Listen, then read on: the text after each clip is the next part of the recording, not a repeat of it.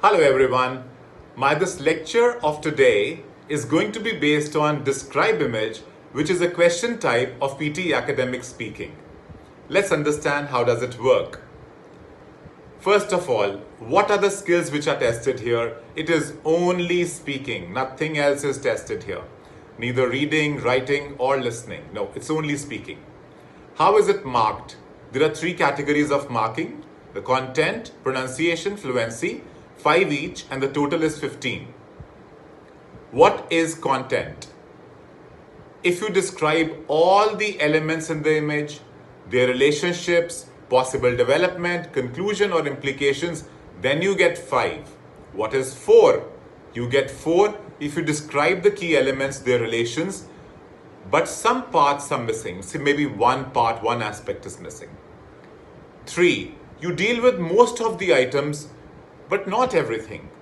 2. You deal with just one item and you miss out a lot of other stuff. 1. You describe some basic elements of the image, but their interrelationships, the conclusion, the implications are not mentioned. You get a 1. When do you get a 0? Well, if the disjointed elements in the presentation, you get a 0. Pronunciation. From 5 to 0.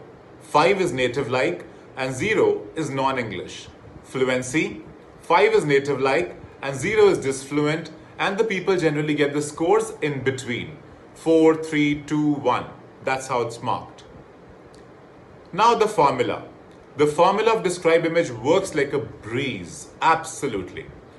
First of all, you should always give an overview. That means give an introduction. The second aspect should be, you should summarize, you should reason or predict. That is the conclusion. The conclusion cannot be missed out. That's why you can speak it at the second spot. Third, describe. Here you compare the highest, lowest, least, maximum, minimum, and so on. Let us see one typical case. You see the fitness memberships here of men and women, and the years which are there on the x-axis are 1970 to 2000. And the number of memberships are from 0 to 6,000. So let us see how to explain this. The second one is a cyclic chart. Now this cyclic chart shows the supply chain life cycle, and there are multiple stages. There are 7 stages here. And inside you see that speed, flexibility and quality has a microcircle inside. Now think about how to speak on this topic. Take the help of a teacher in case you do not understand. Now these are called as pie charts. There are 3 pie charts of Malaysia, USA and UK, and they're talking about landfills, recycled and disposed garbage. They're all the garbage ones. Lines to start.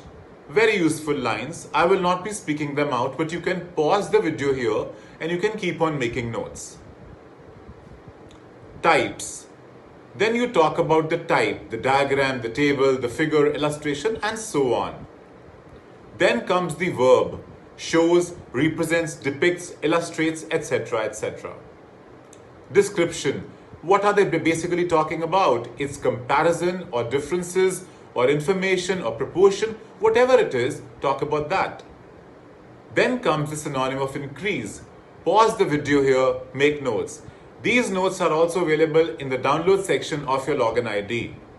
Decrease, steady, rapid change, moderate change, slight change. I am going to solve one particular question type for you, home and international students of 2010 to 2012. There are 2 categories, men and women, and 3 years of consideration, 2010, 2011 and 2012. British home students are marked in blue, whereas international students are marked in red. And the numbers are from 0 to 50. Let us see a solved example. This bar chart measures British home and international student rates for men and women from 2010 to 2012. Overall, we can see from the image that the gender and number of students vary throughout the time period, and there is no clearly identifiable trend. The least number of international students occurred in 2010 and were international women students. The highest number of students was in 2012, and these were female British home students. In 2012, British male home students and female international students represented the highest number of students in this period of study. Now, you have to listen to it again, correlate the diagram, I mean to say the bar chart, with this example, and listen to it once more. Let us work on templates. Are templates a good idea? Why not? Because they save a lot of time. You have to speak on multiple things in the exam. If you do not have the templates ready, the time will just run out. I have put up a lot of templates in the blog, www.webberz.in/blog. Go to the template blog and see the templates. I'm going to be showing you some templates here. Now the templates for bar chart. I have got these 4 templates for bar chart and I'm going to explain you just the overviews. If you look at the first one, the bar chart shows, reveals whatever, the information. It can be seen from the chart that the highest figure is this, following by whatever the answer is. Third, however, on the contrary, the lowest figure is this. You can tell the name of the category. Now this is, everything is ready-made. Keep that in mind. The conclusion, it can be seen here. Same is the case with pie chart. There's the introduction, there's the body, and there's a conclusion. Now the conclusion generally goes up below the introduction. I have given it like this for your practice only, but when you make it up, it should go up. Template for line chart, exactly the same thing. Pause, watch it.